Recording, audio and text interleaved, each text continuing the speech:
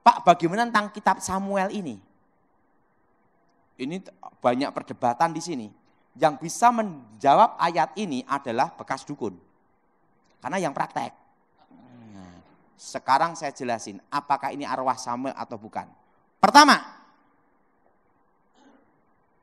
roh itu dipanggil.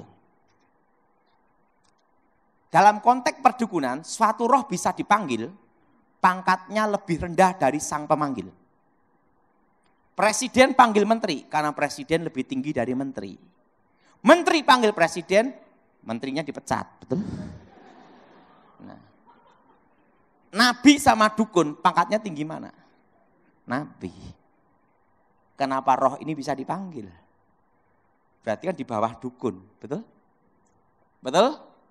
Kedua, muncul dari dalam bumi. Sesuatu yang ilahi muncul dari atas. Elia dan Musa. Waktu Yesus menampakkan diri kemuliaannya. Datang dari atas. Roh ini muncul dari dalam bumi. Ketiga, konteks ilahi. Konteks ilahi ini bukan konteksnya Saul penyembah Yehova, Allah yang hidup. Tapi konteks seorang dukun, Saul sendiri tidak lihat. Dalam pemanggilan arwah, kesurupan, blek. Bangun, suaranya persis gini-gini. Yang lihat itu dukunnya. Pasiennya hanya mendengar suaranya apa yang disampaikan dukun, namanya mediator. Kok tahu Pak Datung praktek? Saul sendiri tidak lihat. Arti konteks ilahi di sini konteksnya seorang dukun. Dewa Dewi. Jelas? Yang keempat, nubuatnya tidak terjadi. Saul, engkau dan anak-anakmu bersama aku besok mati. Arti besok ini betul-betul besok, bukannya besok Indonesia. Kalau kita janji sama orang Indonesia jelas, tahun, tanggal jelas. Kenapa? Tahun depan pun masih besok, betul? Betul? Betul? Apalagi waktu jadwal bayar utang, betul enggak? Hati-hati itu.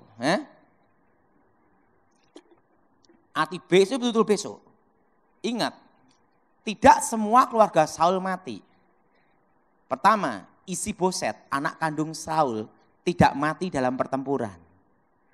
Menggantikan Saul menjadi raja sementara. Walaupun akhirnya dibunuh oleh pengawalnya sendiri. Tapi tidak mati besoknya, enggak. Kedua, Mephiboset, cucu Saul, anak Yonatan, masih hidup. Jadi tidak semua keluarga Saul mati di hari pertempuran itu.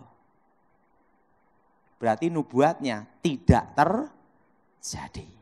Karena engkau bersama anak-anakmu besok mati, kan gitu dah. Tidak semua keluarga Saul mati. Yang kelima, dari buahnya lah kamu akan tahu. Buahnya Saul bunuh diri. Dinasti Saul hancur selesai. Kena kutukan itu. Nah, orang yang memanggil arwah orang mati akan terkena namanya kutuk alam kubur. Apa kutuk alam kubur? Akan terjadi banyak musibah bencana dan kemiskinan. Namanya kutuk alam kubur. Indonesia ini harusnya menjadi negara kaya di dunia nomor berapa? Bayangin, tongkat dilempar jadi pohon. Karena tongkatnya dari pohon singkong. Betul? Betul? Lempar pohon singkong. Nah, emas ada, batu bara ada, uranium aja ada, hutan kaya, hasil laut melimpah. Tapi Indonesia jadi negara miskin nomor berapa di dunia, utangnya banyak. Kenapa? Karena banyak para pemimpinnya memanggil arwah orang mati. Pemanggilan dan komunikasi dengan arwah untuk minta petunjuk. Maka Indonesia ini dilingkupi kutukan, namanya kutuk alam kubur.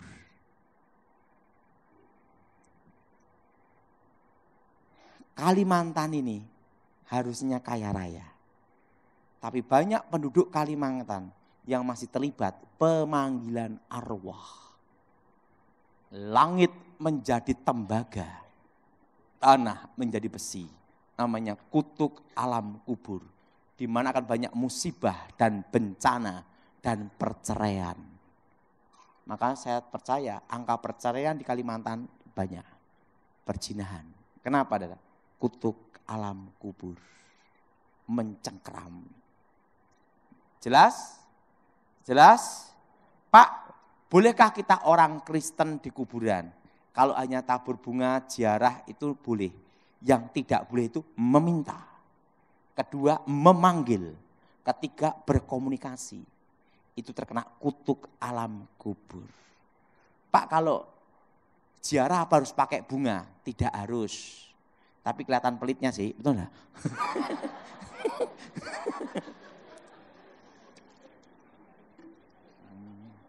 Tidak ada urusan sebenarnya. Jelas saudara? Yang tidak boleh apa? Pak, bolehkah mendoain orang mati? Tidak boleh. Itu kurang kerjaan. Udah putus, udah selesai. Jelas saudara? Jadi yang tidak boleh itu memanggil. Apa saudara? Meminta petunjuk. Jadi kalau sudah mimpi ketemu orang yang sudah mati sering ketemu itu, berarti masih ada kutuk alam kubur yang mengikat. Harus diputuskan. Jelas? Namanya kutuk apa? Alam kubur. Nah, jadi Indonesia itu terkena kutukan itu. Harus diputuskan. Perhatiin, di Indonesia ini banyak sekali bencana. Betul? Betul? Banyak apa? Musibah. Harus diputuskan dalam nama Yesus. Jadi kalau kita mendoain orang mati tidak boleh. Nah kan ada minta dipoto kakeknya, kek cucu minta pandai ya kek. Gimana mau ngasih pandai? Wong kakeknya JSD enggak lulus.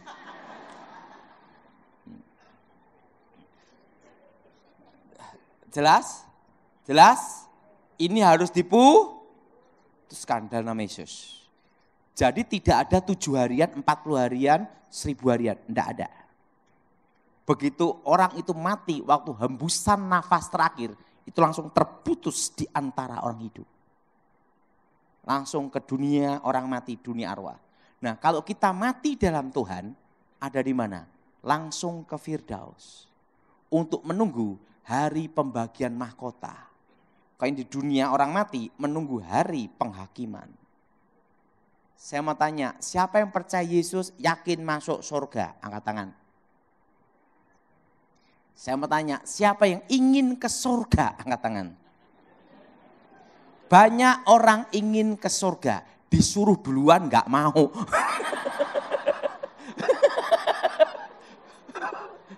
Betul? Betul? Siapa yang mau duluan? Angkat tangan.